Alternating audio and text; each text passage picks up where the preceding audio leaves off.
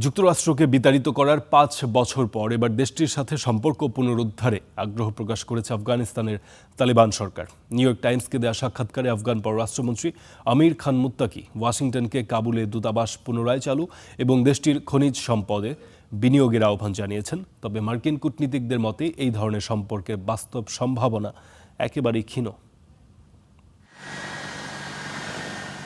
৫ বছর আগে আফগানিস্তান ছাড়ে যুক্তরাষ্ট্র।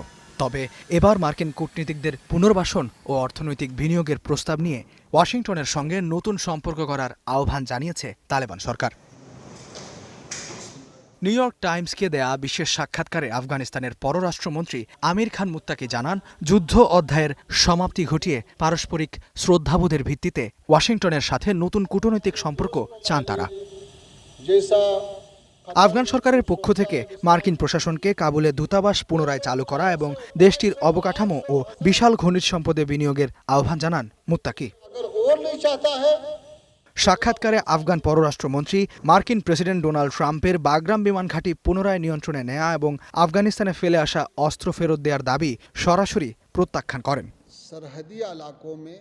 তালেবান পররাষ্ট্র দপ্তর থেকে আসা এই প্রস্তাবের জবাবে মার্কিন পররাষ্ট্র দপ্তর স্পষ্ট জানিয়েছে, সন্ত্রাসবাদ প্রতিরোধে ব্যর্থতা ও আন্তর্জাতিক প্রতিশ্রুতি ভঙ্গের কারণে আপাতত স্বাভাবিক কূটনৈতিক সম্পর্ক চালু করার কোনো সুযোগ নেই।